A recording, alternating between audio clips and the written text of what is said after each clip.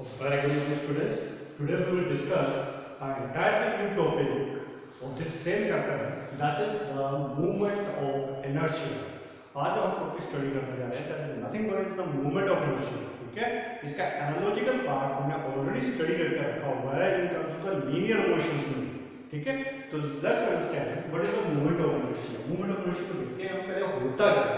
ठीक है, सपोज कर लो कि मेरे पास एक बॉडी है, इसका हॉरिजॉन्टल प्लेन, ठीक है, हॉरिजॉन्टल प्लेन में बॉडी पड़ी हुई है. ठीक है, now I am going to apply the force of this object. मान लो फर्स्ट न्यूटन की फोर्स जो है मैं इसके ऊपर अप्लाई करता हूं. ठीक है, जबकि इसका मास जो है मान लो 10 kg का है. कितना है? 10 किलोग्राम का है इसका मास. तो इस बॉडी को मूव करवाने के लिए मेरे को जो फोर्स अप्लाई करनी पड़ेगी that is the 100 newton. That's all we know that. ठीक है, तो जब मैं 1 न्यूटन की फोर्स अप्लाई कर रहा हूं तो body is not moving. 80 Newton की फोर्स अप्लाई कर रहा हूं तो अभी बॉडी मूव नहीं कर रही है. ठीक है, फोर्स की अमाउंट जो है 99 न्यूटन में अप्लाई कर देता हूं तो अभी बॉडी जो है मूव नहीं करेगी. तो बॉडी जो मूव क्यों नहीं कर रही है? अरे बॉडी का इनर्शिया डिसाइड करेगा कि बॉडी को मूव करवाने के लिए कितनी फोर्स की जरूरत पड़ेगी. ठीक है, कौन डिसाइड करेगा? बॉडी का इनर्शिया. इनर्शिया क्या होता है? The ability of the body to resist the change. जब मैंने इसके ऊपर 80 न्यूटन की फोर्स लगाई तो बॉडी के पास एबिलिटी थी कि जो ये फोर्स जो इस बॉडी के अंदर चेंज लेके आना चाहती है उसको चेंज ही नहीं दे रहा है. ठीक है, तो उसी प्रॉपर्टी को हम क्या बोलते हैं? इनर्शिया बोलते हैं. क्या बोला जाता है इस चीज को? इनर्शिया बोला जाता है. तो इनर्शिया ही डिसाइड करेगा कि बॉडी जो है कब मूव करेगी. ठीक है, अब इनर्शिया की measurement is nothing but it is the measurement of the mass.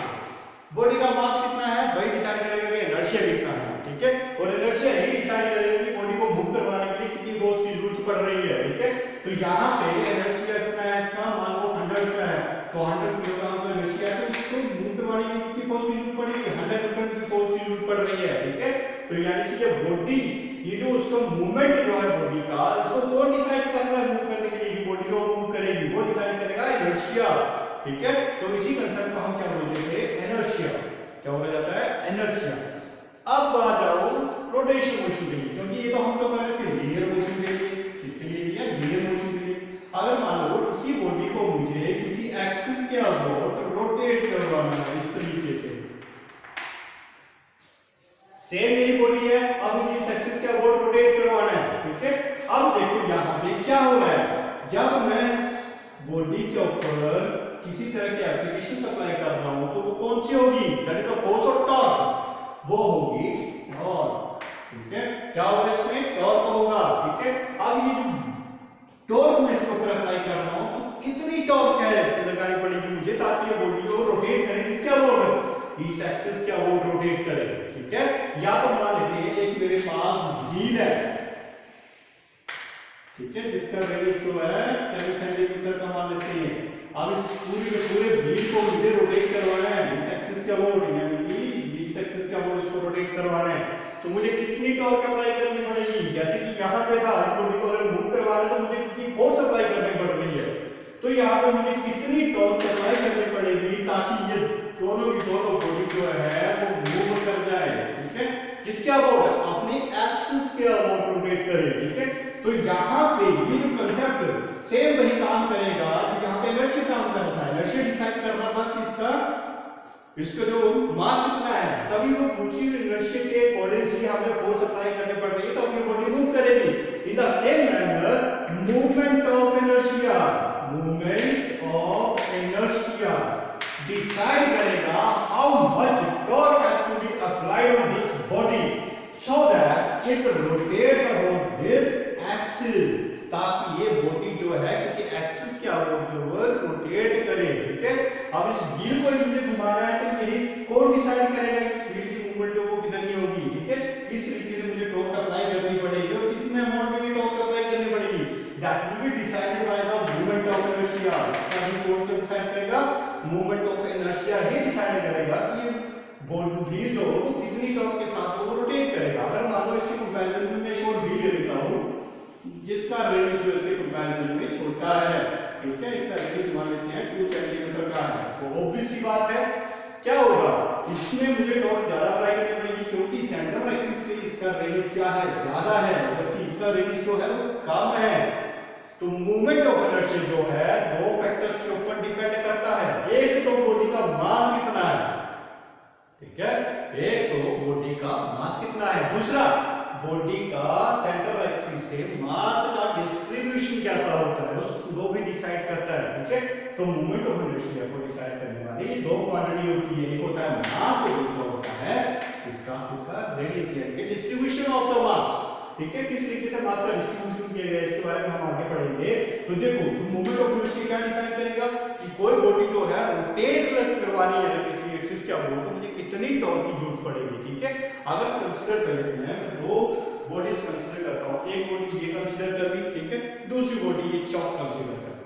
अगर मुझे इस डस्टर को इस तरीके से रोटेट करवाना है एक्सिस के अबाउट, तो मुझे कितना टॉर्क अप्लाई करना पड़ेगा, तो वो कौन डिसाइड करेगा, इस बॉडी का मूवमेंट ऑफ इनर्शिया डिसाइड करेगा। मूवमेंट ऑफ इनर्शिया मतलब इसका मास का डिस्ट्रीब्यूशन कैसा है, as well as central axis से इसका डिस्टेंस कितना है। कितने डिस्टेंस पर आप इसको मूव करवा रहे हो, क्योंकि जब मैं इसको इस तरीके से मूव करवाऊंगा तो क्या होगा, इसका मूवमेंट ऑफ इनर्शिया लागू होगा। लेकिन अगर इसी बॉडी को ये सेंट्रल एक्सिस और यहां से मैं इस तरीके से घुमाऊंगा तो उसका मूवमेंट ऑफ इनर्शिया लागू हो जाएगा। क्यों, क्योंकि अब सेपरेशन डिस्ट्रीब्यूशन ऑफ मास जो है वो चेंज हो चुका है। ठीक है, तो इसी फैक्टर को हम क्या बोलते हैं, मूवमेंट ऑफ इनर्शिया, जो कि डिसाइड करता है कि how much torque has to be applied on the body so that it moves in particular axis. ठीक है, उस पर्टिकुलर एक्सिस के अबाउट जो वो रोटेट करेगा। ठीक है, तो वो कौन डिसाइड करेगा, movement of inertia. In the same manner as that of the inertia will decide the how much force is required to move the body from one point to another point. फिर होगी बात ये, तो देखो movement of inertia की statement क्या होती है, the movement of inertia is nothing but it the sum of the product of the masses, sum of product of the masses of the particle and square of the distances from the axis of the rotation। मान लो मेरे पास एक कोई body है किसी भी shape में है, ठीक है, और ये मेरे पास एक्सिस ऑफ रोटेशन है, इस एक्सिस के ऊपर ये सारी बॉडी जो घूम रही है इस तरीके से, ठीक है, इस तरीके से घूम रही है। तो इस बॉडी के ऊपर मैं नंबर ऑफ पार्टिकल्स कंसीडर कर लेता हूं जो कि अलग-अलग डिस्टेंसेस के ऊपर पड़े हैं from the axis of rotation. ये है मेरी एक्सिस ऑफ रोटेशन, यानी कि एक्सिस ऑफ रोटेशन है, ये चौक को बॉडी मान लेता हूं, तो चौक इस तरीके से घूम रही है कुछ इसका ऊपर। ठीक है, तो इसके मासेस को कंसीडर कर लेते हैं। यहां पे मास m1, सॉरी नॉट यहां पे मास m1 और रेडियस मान लेते हैं उसका, सेंटर एक्सिस से कितना है r1, दूसरे का मास मान लेता हूं m2 और इसका रेडियस मान लेते हैं r2। So number of particles हो गए, तो यहां नंबर ऑफ पार्टिकल्स को रिप्रेजेंट करने के लिए इसका मास मान लेता हूं mn और इसका रेडियस मान लेता हूं सेंटर एक्सिस से rn। तो देखो मूवमेंट ऑफ इनर्शिया को जो हम रिप्रेजेंट करते हैं उसको रिप्रेजेंट करते हैं हम कैपिटल I से। तो कैपिटल I है क्या चीज, देखो I इसके इक्वल है हमारे पास यहां पे some of the product of the masses and one mass and square of the distances from the axis of rotation। ठीक है, m1 और इसका स्क्वायर कर देना है, स्क्वायर ऑफ द डिस्टेंस, ठीक है, from the axis of rotation. Axis of rotation ये है मेरे पास, यहां से इस पार्टिकल का मास कितना है प्लस दूसरे पार्टिकल का मास m2 r2 square plus m2 mn rn square. ठीक है, तो इस तरीके से हम इसको रिप्रेजेंट करते हैं और इसको शॉर्ट फॉर्म में लिखना है तो हम इसको कुछ इस तरीके से लिखते हैं, समेशन ऑफ mi ri कहां से कहां तक i1 lies to 1 to n, कहां से कहां लाइज करेगा i1 to n तक लाइज करेगा। So this is the movement of inertia and this one is the mathematical form of the movement of inertia। इसी को हम बोलते हैं movement of inertia। Okay, next आ जाता है हमारे पास the factor on which the movement of inertia depend. कौन से ऐसे फैक्टर हैं जिनके ऊपर आपको मूवमेंट ऑफ इनर्शिया के ऊपर डिपेंड करता है। This is the most important, तो वन बाय वन इसको डिस्कस करेंगे। तो फर्स्ट वन देखो, what is this first factor, the distribution of the mass from the axis of the rotation, यानी कि मास का डिस्ट्रीब्यूशन एक्सिस ऑफ रोटेशन से किस तरीके का। फॉर एग्जांपल यहां पर मैं कंसीडर करता हूं, दो तरह की बॉडी कंसीडर कर लेता हूं, एक मेरे पास ये है बॉडी, ठीक है, और एक मैं मान लेता हूं उतने ही मास का एक रिंग का कंसीडर कर लेता हूं। और एक डिस्क, ये मेरे पास डिस्क है, ठीक है, ये मेरे पास डिस्क है और ये मेरे पास रिंग है। Disc and ring, disc and ring, ठीक है। तो देखो डिस्ट्रीब्यूशन ऑफ द मास का डिस्ट्रीब्यूशन किसका है, दोनों का मास दोनों को 5 किलोग्राम कंसीडर कर लो, भाई इसका भी मास 5 किलोग्राम है, इसका भी मास 5 किलोग्राम है, बट दोनों के मास की डिस्ट्रीब्यूशन जो है, समझ रही बात, मास की जो डिस्ट्रीब्यूशन है मतलब नंबर ऑफ पार्टिकल्स जो एक्सिस ऑफ पार्टिकल्स के एक्सिस जो है वो कहां पर है, ठीक है। तो यहां पे देखो ये रिजिड बॉडी की तरह काम करेगी, क्योंकि यहां पे नंबर ऑफ पार्टिकल्स ही से काम करेंगे, यहां पे सारे नंबर ऑफ पार्टिकल्स अवेलेबल रहेंगे, तो उसका डिस्ट्रीब्यूशन जो है मास का वो अलग है, जबकि रिंग में ये सारा स्पेस के ऊपर खाली होगा, यहां पर ही सारे के सारे पार्टिकल अवेलेबल होंगे। तो इन दोनों के केसेस में क्या होगा कि वो मास का जो डिस्ट्रीब्यूशन है वो अलग अलग है। अगर जब मास का डिस्ट्रीब्यूशन अलग अलग है तो इसका मूवमेंट ऑफ इनर्शिया अलग होगा और इसका movement of inertia somewhat different होगा, ठीक है, क्योंकि इन दोनों की मास की जो डिस्ट्रीब्यूशन है सेंट्रल एक्सिस से वो डिफरेंट है, ठीक है। तो पहला फैक्टर जो है जिसके ऊपर मूवमेंट ऑफ इनर्शिया डिपेंड करता है वो ये है कि मास का डिस्ट्रीब्यूशन जो आपने इस तरीके का रखा हुआ है फ्रॉम द सेंट्रल एक्सिस, ठीक है। Second factor the distance of the body from the axis of the rotation, ठीक है। इसके लिए कंसीडर करेंगे मेरे पास दो बॉडीज हैं, ठीक है, एक बॉडी मेरे पास ये है इसको मैं सेंटर एक्सिस का ओर घुमा रहा हूं, उसी तरह से एक बॉडी मेरे पास ये है इसको भी मैं इसी सेंटर एक्सिस के ओर घुमा रहा हूं। तो क्या हुआ देखो, सेंटर एक्सिस से इसका रेडियस है मान लो 2 मीटर मान लेते हैं और दूसरे वाले का रेडियस जो है 10 मीटर मान लेते हैं। तो ये फैक्टर इसके ऊपर डिपेंड करेगा the distance of the body from the axis of the rotation, जितना ज्यादा दूर होता जाएगा डिस्टेंस उसका मूवमेंट ऑफ इनर्शिया उस बॉडी का उतना ही ज्यादा बढ़ता जाएगा। क्यों? क्योंकि मूवमेंट ऑफ इनर्शिया जो डिपेंड करेगा दैट इज m r²। मान लो दोनों बॉडीज का मास तो सेम है 1 kg और इसका भी 1 kg कंसीडर कर लेता हूं, लेकिन दोनों का मूवमेंट ऑफ इनर्शिया जो होगा वो क्या हो जाएगा, डिफरेंट हो जाएगा। ऐसा क्यों हुआ? Because of the distribution of the mass from the axis of the rotation, यानी कि जो आपको इसका रेडियस जो है सेंटर एक्सिस से इसका रेडियस जो होगा वो क्या कम है, तो इसका मतलब आज की वैल्यू कम है तो मूवमेंट ऑफ इनर्शिया क्या हो गया, कम हो जाएगा।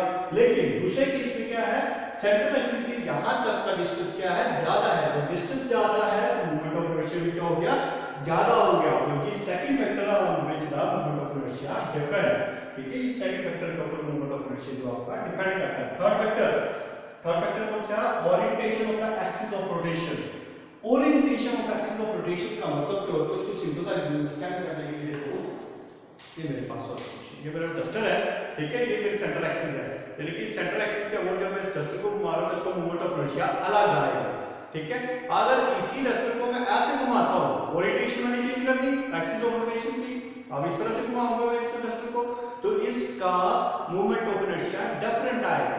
अगर इसी बॉडी को मैं यहां से घुमाता हूं, अब ऐसे घुमा रहा हूं तो इसका मूवमेंट ऑफ इनर्शिया फिर से डिफरेंट आ रहा है, यानी कि एक ही बॉडी के अंदर जो ओरिएंटेशन है वो अलग अलग है, ठीक है। एक ओरिएंटेशन ये होगी, दूसरी ओरिएंटेशन ये होगी, या तीसरी ओरिएंटेशन मान लेता हूं सेंटर में ना होकर के यहां से घुमा रहा हूं मैं इसको इस तरीके से किसी एक पर्टिकुलर पॉइंट पर जाकर के, तो ये डिफरेंट ओरिएंटेशन के ऊपर भी डिपेंड करता है, ठीक है। यानी कि बॉडी की ओरिएंटेशन किस तरीके से रखी है वो वही डिसाइड करेगा ओरिएंटेशन कि उसका मूवमेंट ऑफ इनर्शिया कितना बनेगा, ठीक है। तो इस ओरिएंटेशन के ऊपर भी डिपेंड करेगा। Third one, shape of the body, body की शेप कैसी है। मान लो मेरे पास दो बॉल्स हैं, एक ये बॉल है और एक सॉलिड बॉल है, एक होलोस्फीयर है और एक सॉलिड स्फीयर है, ठीक है। या तो फिर रिंग कंसीडर कर लो, रिंग, या तो फिर डिस्क कंसीडर कर लो ये, तो इन सभी बॉडीज की जो शेप है वो डिफरेंट है, ठीक है।